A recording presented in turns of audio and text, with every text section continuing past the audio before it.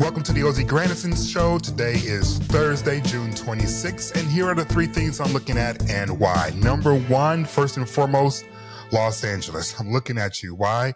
Because what New York just did. They just elected themselves a socialist Democrat out of the primary. Whoa. I'm looking at an establishment mayor and Mayor Bass. I'm looking at a challenger who's also kind of representative of the establishment. And I'm just curious if the young voters of Los Angeles are going to take a cue from what the young people in New York has done. And instead of just following along with the establishment candidates in their primary, if they decided to rally around a candidate of their choosing and push them through as New York has done. So what am I looking forward to, or what am I looking at right now? LA, what y'all gonna do next year in the mayoral race? Second thing I'm looking at, the movies. Jurassic World comes out July 3rd, and I've seen every single one of the Jurassic Park movies, and I'm not excited about seeing this one. I'm not, but I'm going to see it anyway because I'm in. And the final thing I'm looking forward to is the conversation I had with showrunner Ben Watkins. He created the Amazon Prime show Cross. Cross won an NAACP award. It was all over the hot buzz, all over social. And it was not just because of the mystery behind the serial killer, but also just because of the enriched character that was presented to us. It's been a long time since we've seen a black detective this captivating on television. And so we get to talk to the man who created the character Cross. Boy, I have to tell you, Ben, about Cross and how that show, your show, that important show came into my life. So I had hip replacement surgery on November 25th of 2024, which, as you know, was the week before your show debuted.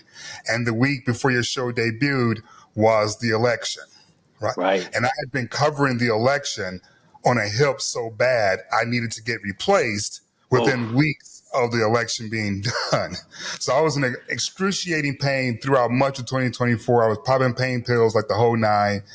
Finally had the surgery, just knocked out, bleeding out, feeling just defeated for a lot of different reasons. And I'm just trying to just like not think about results of the election. I'm not trying to think about my own physical pain and just my own mental state. And that's when I found Cross. Oh, wow. And that's when I reached out to you on Instagram and just said, congratulations, brother, on just a tremendous, because it hit me such in a profound way, in a way that I really needed a black man to hit me creatively that way. And it just spoke to me. And that's why I reached out to you. And so I'm so happy, man, that you kicked back and that we've been able to kind of communicate over these past few months. And I've been watching you, blow up and glow up. And congratulations on the NAACP Image Award, my man. Thank you. Ben, there's so much there. It's my pleasure, man. No, that's funny because you've been on my radar for a long time, and I've been a fan for a long time. So when I saw your name pop up, I was like, "What? Really?" And the other part now, hearing what prompted that makes it even better because there was a lot of conversation regarding when we were going to drop, and even promoting it because we knew we were going to overlap with a major political moment. And I remember having a conversation with, publicity and marketing for Amazon because there was a question about should we try to hold off or should we try to, navigate to a different window.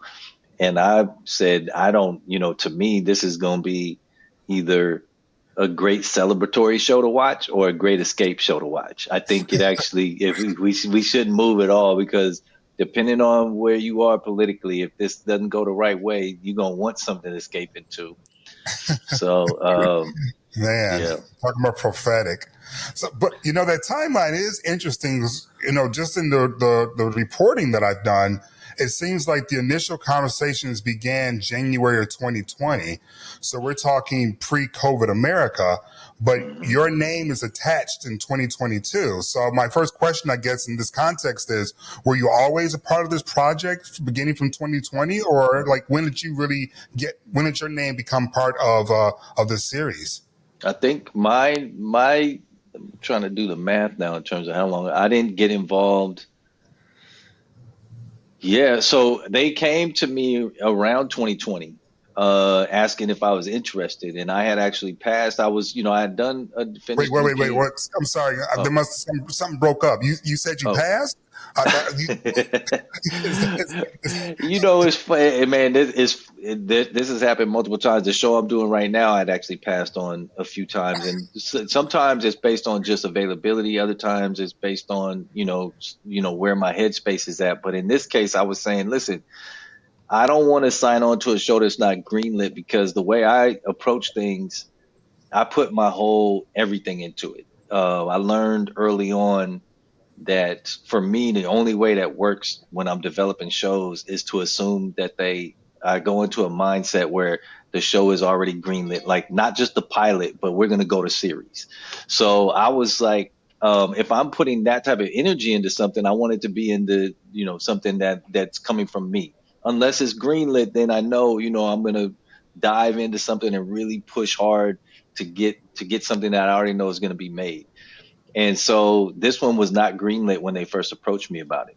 And so I was like, on top of, the subject matter, the fact that it had already been movies, the biggest thing for me is, are you making this show? Is that a guarantee? If not, I will focus all my energies onto things that are my own original ideas.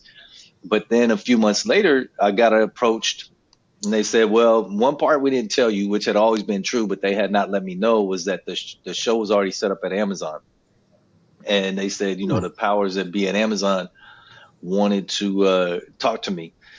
So I had that conversation with them, and, they said, number one, that they were adamant that they were going to make the show. They couldn't officially greenlight it for a number of reasons in terms of the process and what it takes for them to call a show greenlit. But they were basically guaranteeing me that it was going to be greenlit. And they said, on top of that, we'll try to incentivize you to sign on by bringing you into a deal. So it really just means more money. And that was something I had really avoided my entire career, was doing deals, because I didn't want to be limited creatively. But here I'm looking at a situation where it's okay, you're going to pay me more money to develop a show that you're going to make. And so I would put all my energy into that anyway. So I don't have to worry about, being limited in terms of what I want to do creatively. So that was the thing that made it official. So I signed on at that point. I went into a deal with Amazon, and among other projects, this was going to be the priority. And of course, the irony is, after I finished the pilot and everybody was excited, Amazon said, we're not making it. So you talking about a year? What? Yeah, Wait, what? yeah. They, things change, man. So wait, And this business is built to do that to you.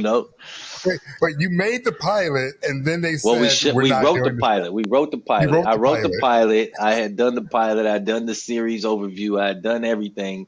They loved the script. They loved my take on what I wanted the series to be. And it just seemed like a foregone conclusion that we were going to be greenlit. And then you start getting these weird, like, it's taking too long for them to call back, or the tenor on the call seems to be, They you ghosted know, you? That yeah, happens? yeah, they do that. Even, I mean, I'm in business with them, and they, because they know they're gonna have to Wow. say something. I'm calling to find out the status, and they know they're gonna have to say it's on hold, or we still don't know, or even worse, it's not looking good. So then all of a sudden, get the quick call back. You get that, a couple of days later call back, and then and it's just them buying time. And eventually, it came to a head, and they said that they were not going to move forward with it as a series. So I really felt Hmm. like I had been okey doked at that point. I really did think that Right. they had, promised me one thing, and then, when the time came to make good on that promise, they pulled the rug out from under me. And I was really upset at that, in that time. We actually, Skydance was a studio, Paramount was the lead studio. They started trying to figure out other options for the show, and we actually started down the road with a whole nother network. And Wow. they were saying they wanted to make it. So they were saying, if you bring it to us, we'll go straight to series. We have a couple of changes we want, because it was a network, not a streamer. But we love the show. And that was kind of happening secretly. And so the timing on my deal with Amazon was almost up. And I already know this other place wants to make the show. And now they've reached out saying, we want to make the show, but we also want to do a deal with you, overall deal. So that conversation starts. And then one night I get a call from the head of the studio at Amazon. And they say, hey, how do you feel about Cross? And I was like, oh, shit. They found out about these secret negotiations that are going on. So I got real dodgy, and I was like, I don't know. How do you feel about Cross? And then and then the guy says, we love it. And then I'm like, okay, this is some sort of like, I don't know what's going on, but they're playing some sort of prank. I don't know what the agenda is. And I say, okay, well, I love it too. I mean, I don't know what else to say, because they had passed on it. And what it turned out, and then the guy says, well, we want to make it. And that was all a complete, 180 that I was not aware of. But the guy had gotten on the call thinking I already knew. So when he said, how do you feel about Cross? He thought I was going to be like, oh, my God, I'm so happy. I'm sitting here going like, oh, shit, what do I know? What does he know? What can I say? What can I, You're trying to be incognito. Yeah. And, yeah, it was a complete 180, man. It was just, a classic move in this business. They will tell you one thing on Monday, something changes on Tuesday. On Wednesday, they go back to what they were saying in the first place. And in this case, what happened was Reacher came out and did so well for them. And they already knew they had a good script, a good story, and a similar setup in terms of like really established IP, high profile IP, in a vein that, works for them. And so all of a sudden they go from, that's not a show we want to make, to, yeah, we're going to make it. And it was just that decision happened way above my head in the course of, say, 48 hours during the premiere weekend of Jack Reacher. In terms of the process of the show getting made, as we mentioned earlier, you won an NAACP Image Award, and it was for writing. It was for writing this episode that you're talking about right now, the pilot episode. So I'm very curious as to whether or not the pilot that we watched during its premiere on the streaming service, was it the one that they watched, the executives? And if so, was there anything in the script that kind of gave them the willies a little bit? Because I can think of some shit. Yeah. If you go off of it, actually, it was not the content. The original script that I wrote, 90% of it is what you see in what made it onto into the series, at least 90%. And definitely the characters, the tone, the world building, all of that was in there. They were embracing that creatively. Some things started to happen. Some of it is, politics between studios and networks and how much they think a show is going to cost and what kind of budget they're willing to give a show. And they had made some decisions about this content that, they felt based on their projections, and how they thought it would perform. They didn't think the budget they had agreed to, they didn't think it would perform well enough to justify that. So, and one of the things, and this is not, this is old news to a lot of creators of color. If the show has diverse content, diverse cast, a lot of people just make really short-sighted decisions about where they think it can go and how it will do with audiences outside of, say, the community, like in our case, the Black community, the Black market, and Black America specifically. And they had decided that this show would not do well internationally. And that was part of the reasoning that they didn't get the green light. And there were people within. Go ahead. I'm sorry to cut you off.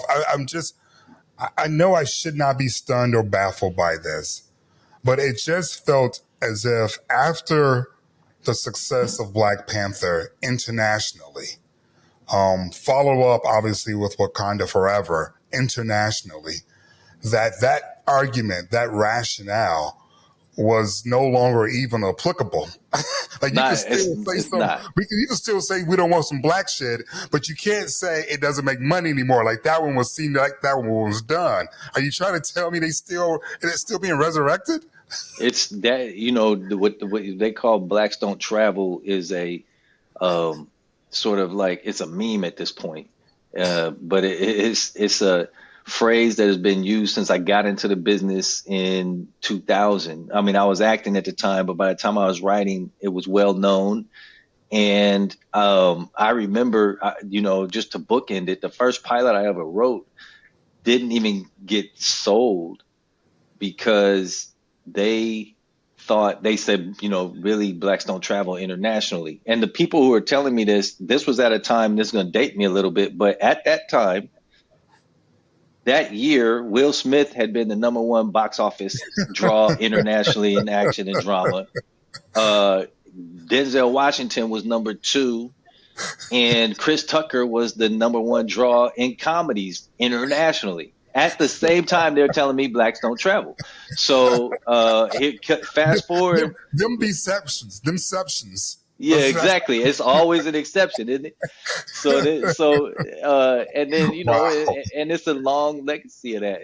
And so then they say, we run the numbers, but they don't run the numbers. They create a mythology that helps perpetuate, the framework that they want to, preserve. And so they did the same thing here. And the people who are having these conversations, they claim they can back it up with numbers and projections, but they're the same folks who can sort of, rig the system so those numbers and projections are always true, at least from their perspective. And even when they're not, they will come up with a reason why this show or that actor or that vehicle performed internationally, but that won't be the rule.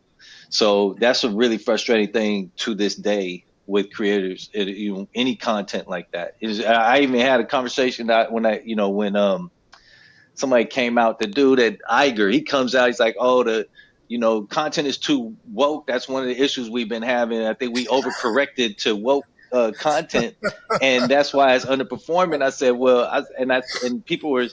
I said, man, that's beyond like misleading. That's ultimately racist as far as I'm concerned. And the reason I say that, and it's aggressively and intentionally racist, because you just brought up, Black Panther and Black Panther 2, and Black Panther broke everything. And I said, now, if you're just using the metric of like how well does a movie perform as a deciding factor in terms of what you make after that, well, after Black Panther broke all the records, there should never have been another Marvel movie that didn't feature an all-black storyline, because that was the one that performed the best. On the flip side, if you took Mission Impossible 6 that did terrible, you would say, oh, okay, well, you can never make another Tom Cruise movie. But nobody's using that logic.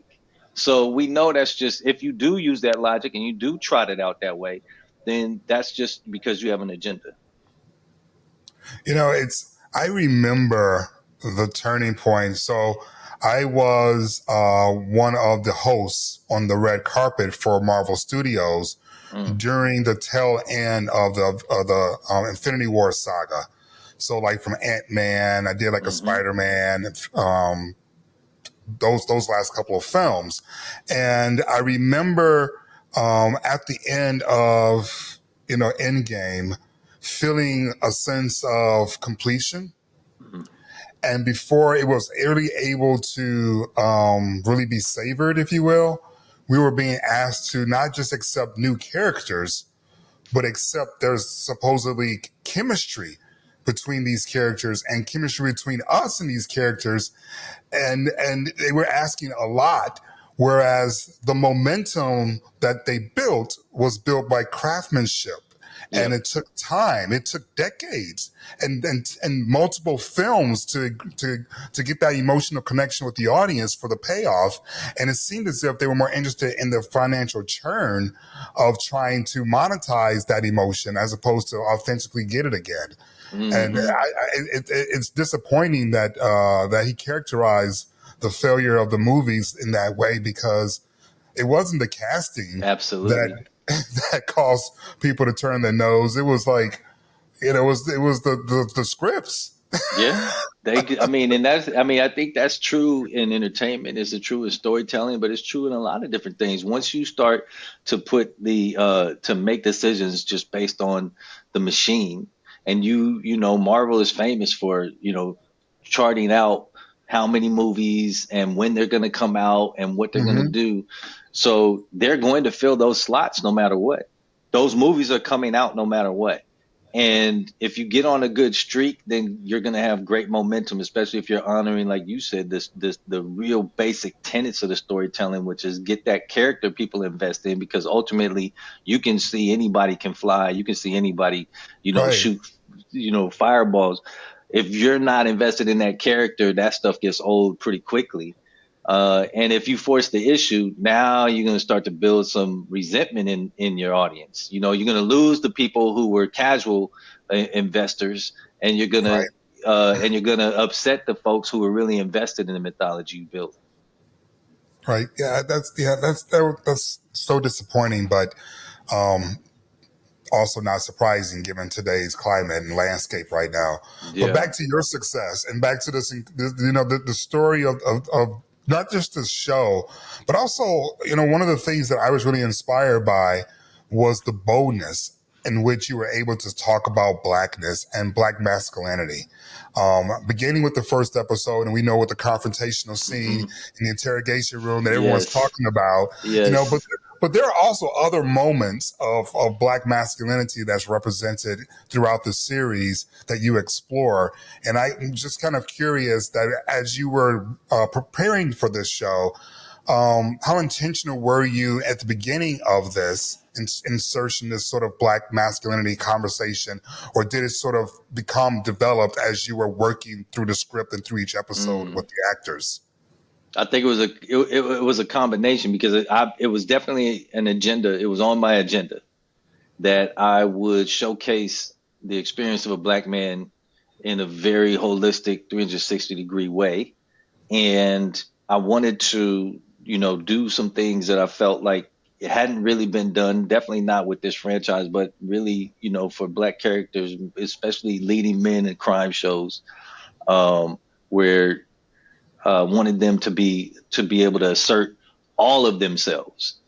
And so that was an agenda. And I wanted to see the different sides of themselves, so I could see somebody who's strong and powerful and charismatic, sexy, dynamic, but at the same time, very flawed, makes mistakes, has vulnerabilities, struggles with those vulnerabilities.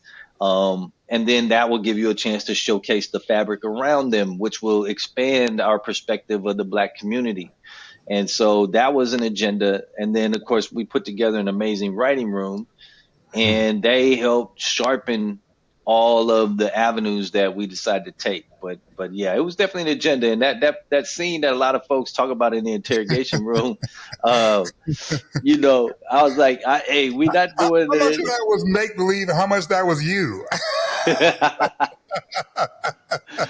Yeah, man, there may be a little bit of that living vicariously. Like, I've been wanting to say that in a room from time to time. But yeah, no, that was a lot of fun. But it was also a way for me to test how my studio and network partners, like, what would they have the appetite for? Because I had conversations with everybody involved, including Jim Patterson, who wrote the books, and talk about, if we do this, I'm going to do a black man with swagger, and I'm going to Mm, show DC to its fullest, and I'm going to honestly talk about some of the controversies and the contradictions of a black cop. And I think that's important. I think that's a beautiful opportunity here. And early on, everybody said, "Okay, actually, we're okay with that." Not only that, but that sounds great to us. And I was like, "Wait I don't believe you." So I wrote that scene. I said, "I guarantee you, somebody's gonna say something about that." And I wrote some other scenes that really can touch some nerves. And I didn't get a peep. Everybody loved. They were like, "We love it. We're ready."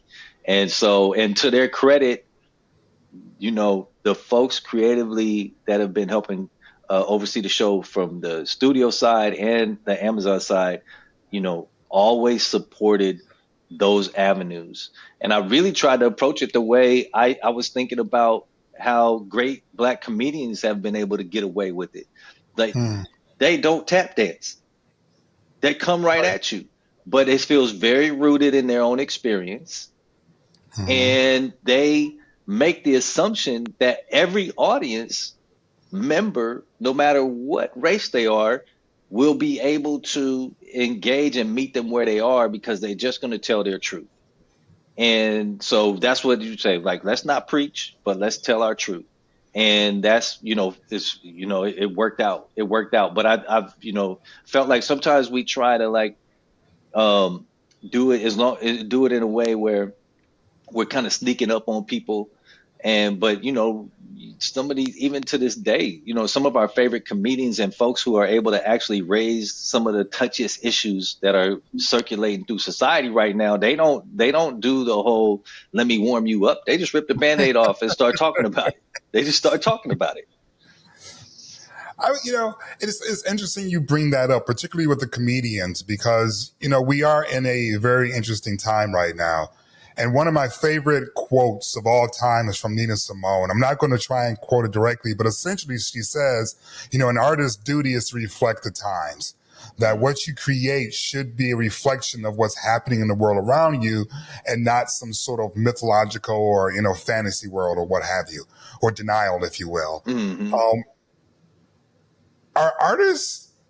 Are Black artists free to do that right now, given the climate, culturally, politically? A lot of the inertia that came from streaming services, began in 2020, just like with Cross. Unfortunately, it came, because of the murder of George Floyd and Breonna Taylor and many others in the marches. We don't need to revisit all of that, but we know that a lot of that inertia for creative diversity content came from that. And then it seemed like in 2024, in the fall of 2024, all of that came to a screeching halt. So how do you, as a Black creative, reflect the times when the times don't want to hear you? Man, that's a great question. That's a great way to put it. I think for me, one of the things I really try not to do is just categorize, what I depict as Black. I think it's American. It is, and it is a flavor, and it is a specific flavor of it. And I don't think it's fair for us to be talking about our content like, oh, well, that's Black content, or that's the Asian show with or that's the Latino show, or I don't think that's fair. You don't have folks having to get on a thing and say, friends, oh, that's a white show. It's just a show about friends. Now, when we get culturally specific, there's some realities that are in play because of the systems that are designed to sort of have always been designed to oppress or misportray, and us having an opportunity to expand access, us having an opportunity to expand how we are portrayed and the perspectives and and give more nuance to our experiences. There are some realities that come in play there because of racism and discrimination that's historic. I think for me, my approach has always been not to take any of that into account. You used the word exception a while back, and the truth is, to get any show on the air is an exception. To get a show on the air that features diverse content or diverse cast is even more of an exception. So you already in that boat anyway. So you just got to go like you're going to be the one that's going to break through, and keep telling your truth. The times where I've regretted making decisions when I have tried to game the system or try to water something down or try to, figure out how to navigate against or within the framework of some of the stuff that's in place that's trying to, that can be very limiting or discouraging, or make you feel like you need to mute yourself. And, I've just decided, you don't have your chances are just as slim when you do it that way anyway. And if you do break through and do a show that you're not extremely proud of and don't stand by, you'll probably have more regrets than if you go for broke and then don't have that show get made. And so, yeah, it's a tough tightrope to walk, but I just say go full bore. And some of my friends in the business, they don't see it the same way as me. And they'll be like, oh, well, it's easy for you to say you got 2 shows on the air or you this or that. And, it'll be a debate that goes on for a long time. But I will say this, the cycles of the backlash or the blacklash, those cycles, if you look back, they have been evident in the entertainment industry ever since, diversity became a thing, and they will always be an issue until we have people in the decision-making seats who can help balance that out. Because what we see are these sort of performative corrections when people make enough noise, and that'll quiet folks down a little bit. But eventually there's a return back just to the old way of doing things, because the funnel at the top is still manned by, a very,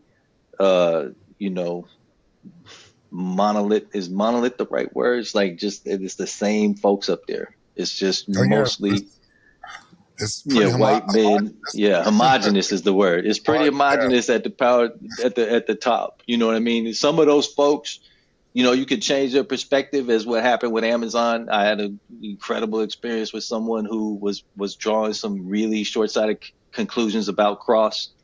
Even after it was made, even after everybody they were seeing the episode and saying we love it, but somebody said is this going to be a black show? They had seen the opening title sequence and hold on, is this going to be a black show? Because it was Alex Cross is a crime show, a thriller. And I'm saying, I said, well, I told the person, I said, listen, man, if you see an opening title sequence and there's all white people, do you ask that showrunner if it's going to be a white show? And I said, the real question. Yeah. Now, see, Ben, now you woke. Now, see, now we can't have all that. You asking too many questions. And I'm like, okay, but I told her, I said, the question you need to be asking me is it a good show? And that executive was like, paused there for a minute and then like, you're right. And it was important to have that conversation, because decisions they were going to make based on how much marketing dollars they would put into supporting our show were going to be influenced by whether they categorized it as a black show or something that had mass appeal. And they agreed just on the quality of the show, regardless of any sort of political commentary, social commentary, the fact that the cast is, so black and so brown. They thought that based on the quality and the content of the show, it could have mass appeal, and it ended up being one of the best performers internationally that they've had in decades. Congratulations, brother. That's got to feel extremely good. So going into season 2, again, understanding both the climate culturally, politically, but then also just the amount of political capital that you have internally within the studio. Where are you planning on going with this character and with this family in terms of the black story and the black experience and the storytelling? Oh man, we got some very touchy places to go in season 2. We're playing with questions about the difference between, the law and justice. Because sometimes the law is not justice. In fact, sometimes the law is designed not to provide justice. And so Alex Cross finds himself in a case where he's hunting a villain who has motives that he can relate to and may even support and agree with. Now, what they're doing as a result of their agenda, they might be inspired by the right thing, but they're doing the wrong thing. And so that puts him in a great quandary, a moral quandary. I have to stop this person from doing what they're doing. But the reason they're doing it, I can completely relate to. And so we're going to explore those themes. We're also going to explore some themes in terms of there's a Samson. One of the great things about the show that has really blown up after season 1 that a lot of people were drawn to was this relationship between John Sampson and Alex Cross. And in the interest of expanding our understanding of these characters, we have a nice little storyline with Samson where, he is he's a kid that comes with a product of the foster system, doesn't even know who his, real parents are. And in season 2, we have a storyline where he starts to get he gets a window opened into where he comes from and who he's connected to. And that really brings out a lot of things that he's been kept packed down for a long time that he's going to have to work through. But it also causes some conflict within him and his relationship with Cross and Nana Mama, because there were some secrets that were kept.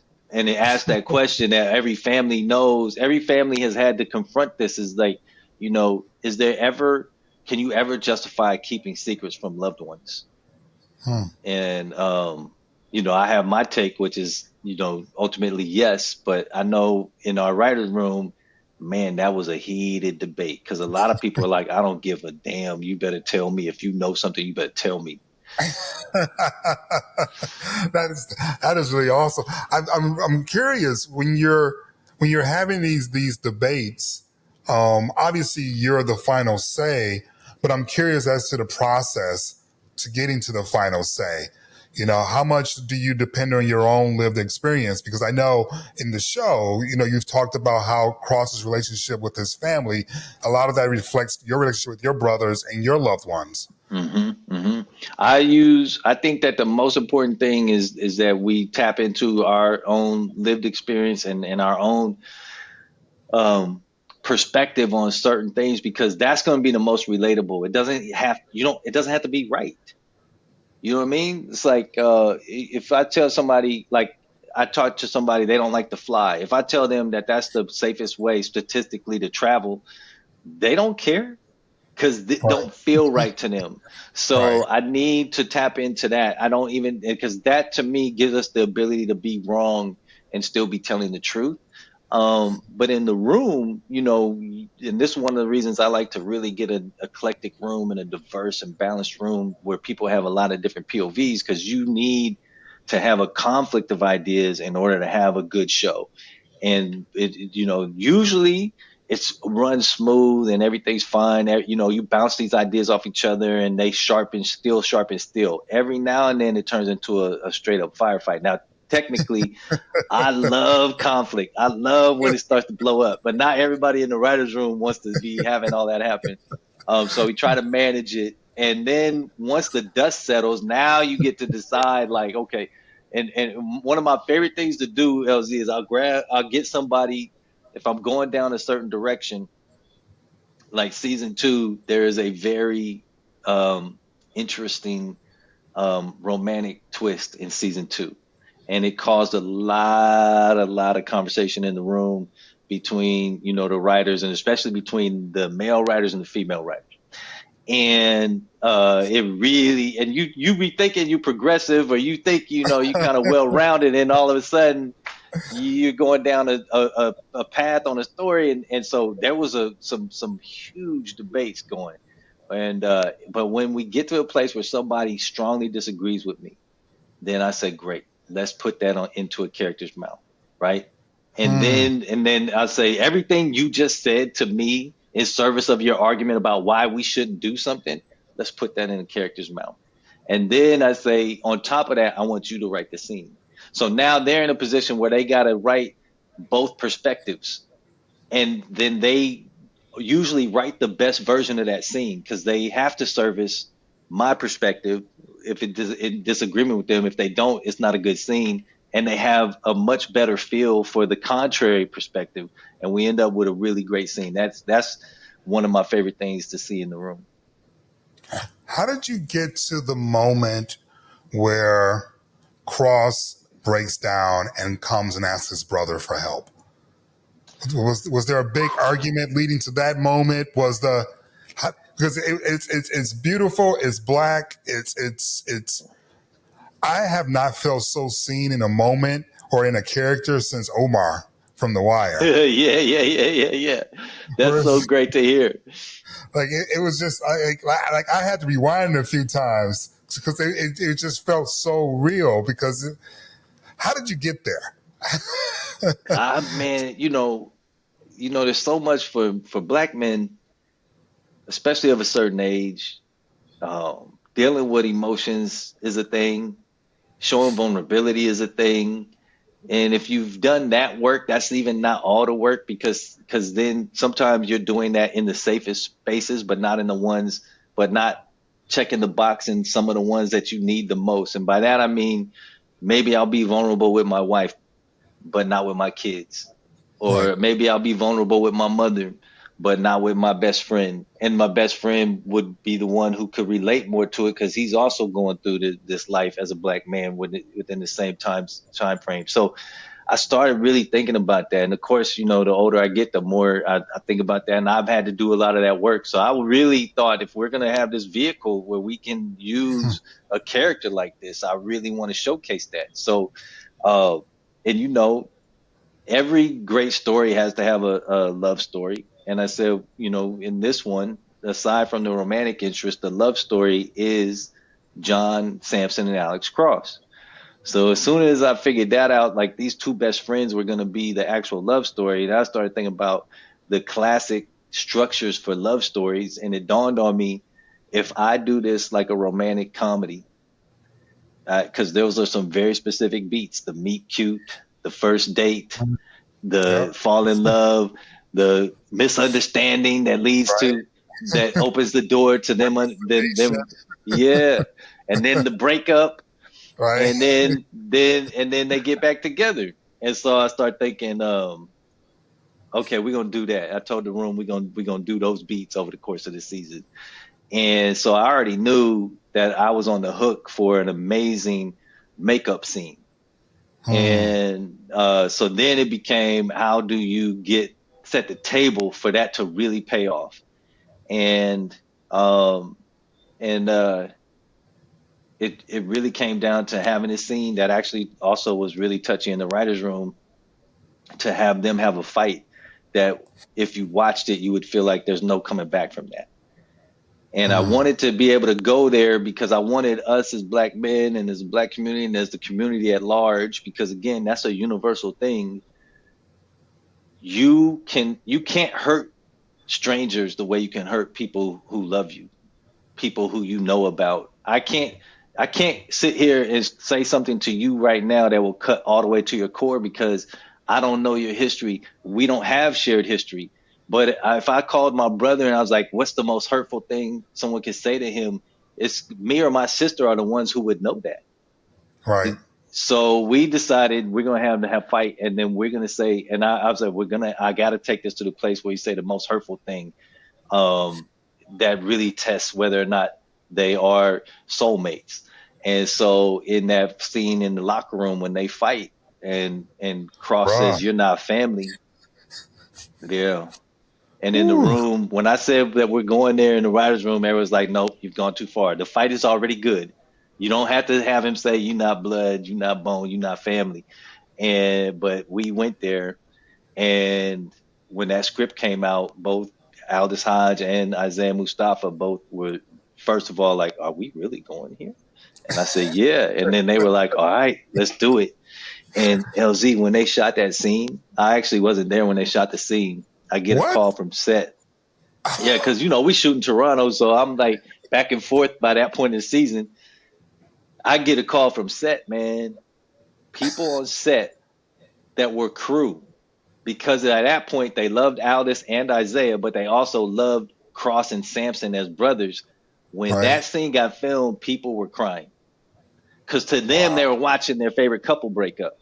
Right. But the good news is it set the table for an amazing makeup scene. And that's the kind of stuff we need to see. You know what I mean? Man, it was so powerful because you've been dropping hints in terms of letting us know that Cross is not only is he not perfect, there are moments in which he's not just imperfect. There's moments in which he's the antagonist. And you have to reconcile, that huge pendulum swing. In some ways, it kind of reminded me of Walter White from Breaking Bad, how you kept finding ways to rationalize his behavior until you finally had to come to grips with the fact he was the villain in this moment. Yes. And it felt that way with Cross, where it was like, when he said that, it was like, I don't know what happened before that, but you'd have crossed the line. Yes. And I thought it was so, when I was thinking of even putting that in, I was like, man, this is rough for me to even think about him saying it, but it fits in so many ways because he's so damaged and he's so desperately looking for a target that he can focus his grief and rage and frustration at. But he's also a genius with a trained, a Right. forensic psychology background. So Right. he would be better equipped than anyone to know how to cut somebody at the quick, even a loved one. And so he let that Ooh. slide. And that was tough. That was tough, but it fit. And again, I think it's also, and I'd always tell writers, like when you are in a place where you think about taking a swing like that, and you know how risky that is, it's a beautiful place to be because that will put you on the hook to earn it. And by that, I mean, I have to set up a relationship that I feel like if I have the right makeup on the other side, I will believe that they stayed friends because I just said something that in most relationships, that'll be the last time they ever speak to each other. It was a tremendous moment cinematically, um, tremendous in terms of the performances, and tremendous in terms of what is said about the power of friendship between black men. Yeah. And we don't get a lot of that authentic exchanges.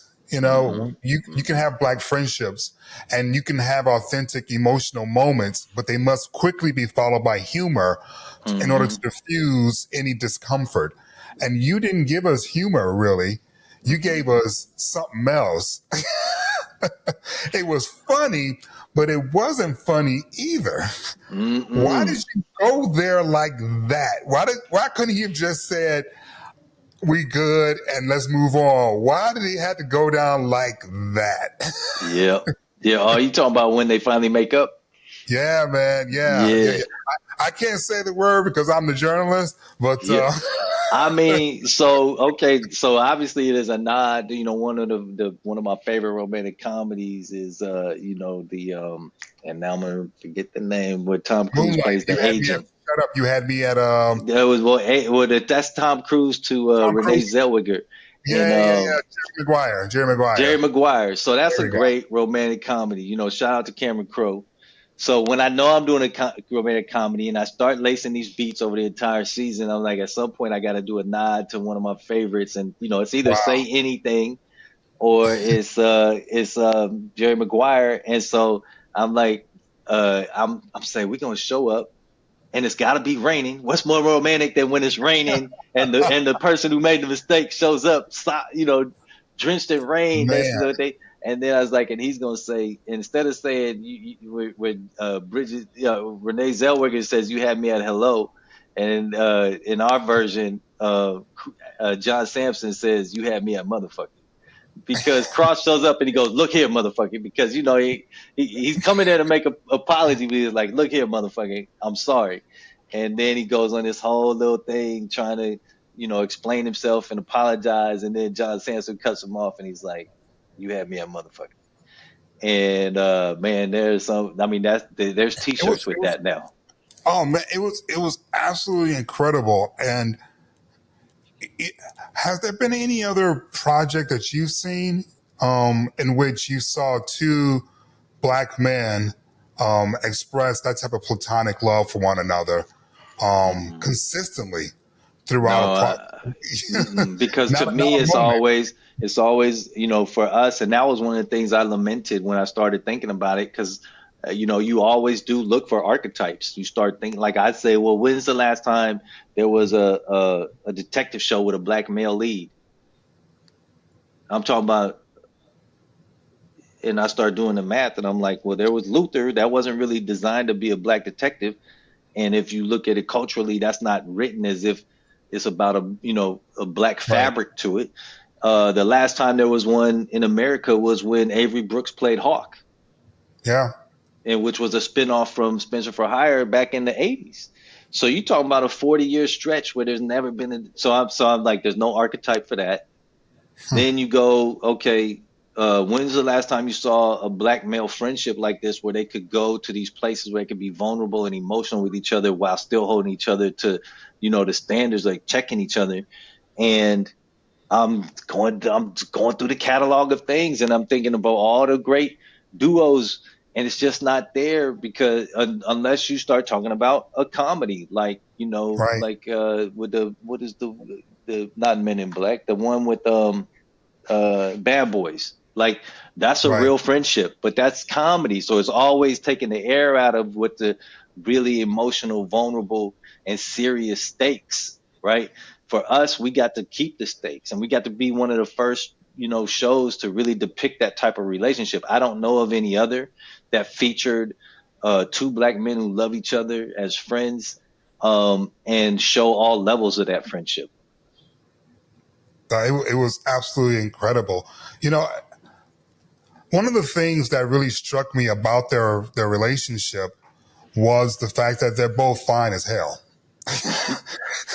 And when two brothers that fine are hanging out that much, people start whispering and start questioning, and you know what I'm saying. And Yes.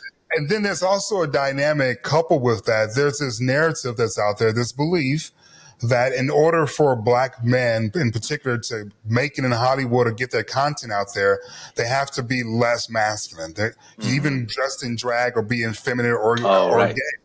And Hmm. so, my question to you in this context first is, uh, was any of that a concern about their dynamic? And then also, too, um, you know, how hard is it to write a character that is authentically black, heterosexual, masculine, and not be toxic and a turnoff to women, queer people, and everyone else? Yeah, no, that third part, that last part, I think is the one that there's a lot of traps for it. And even somebody like me, I can easily fall into those traps because I'm somebody who I had the same best friend since I was 13. We didn't say I love you to each other till we were like in our 40s. So I'm still like, there's a part of me that gets uncomfortable with some of the aspects and depictions of how, but I had to go there. But I also had a room that could help me go there. And if I got into places where I'd say, this might make me like I'm not used to being in this place right now, and I got other people in the room that represent all walks of life to say no, we got to show these. No, that sounds like caveman stuff, or that sounds like a cop out because you don't want to, you know what I mean? And so that really helped a lot. But and it was really important. From a producer standpoint, there's always an advantage to having someone that is arresting. And to me, it's not always like classic good looks. That's not what it's all always about. But there has to be something very charismatic about these people. That we're talking about the type of people who walk into a room just in everyday life, and they make people's heads turn. And some people is a combination of whether it's aesthetically, classically good looking and handsome or fit, but also a certain type of charisma. And so I knew I had that in Aldous Hodge, and obviously Isaiah Mustafa, who got famous, in the Old Spice commercials.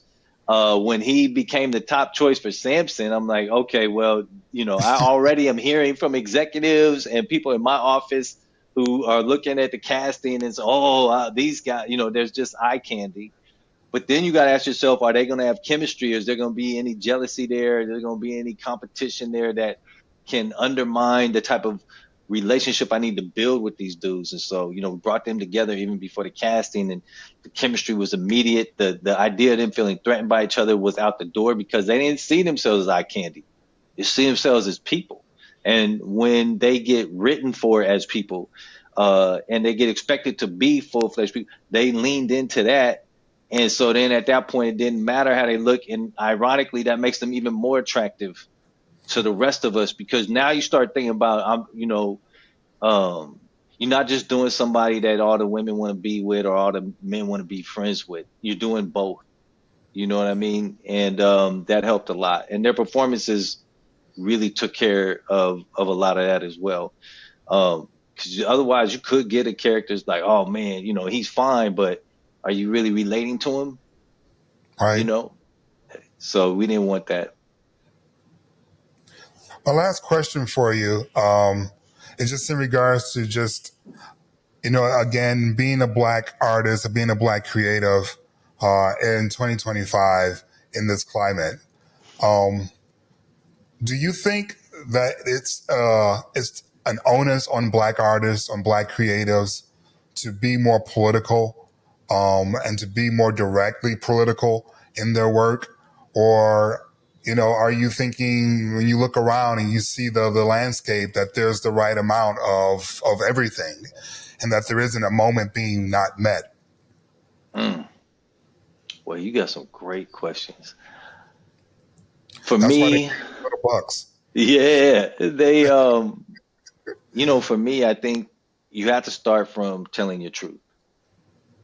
And that's why if I'm ever looking at someone, what they're putting out there, and I feel like they shied away from their truth, whether their truth was like, I just want to do real surfacey stuff that just, I'm just having fun, it's day in the life, and I'm not, and I'm not clocking what's happening socially or politically or anything like that.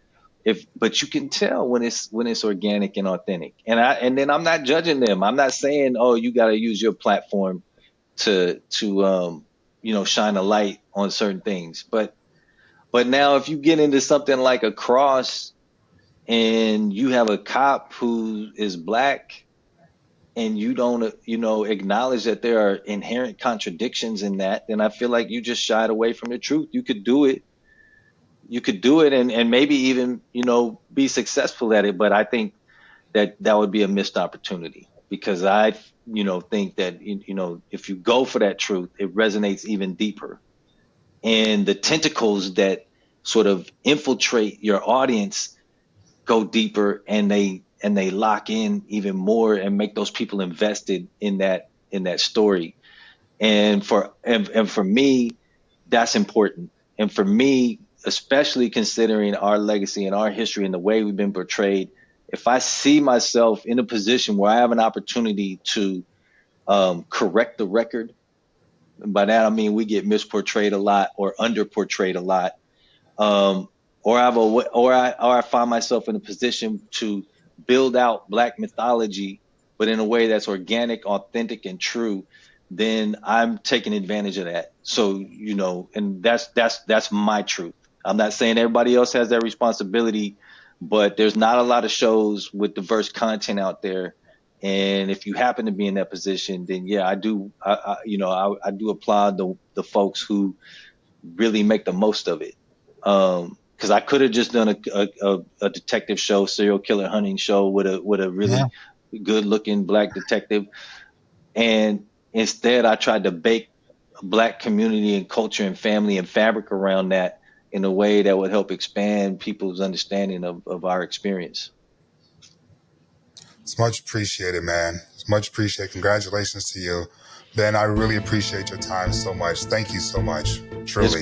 It's been a pleasure, LZ. Thank you for having me on, man. It's great to finally connect.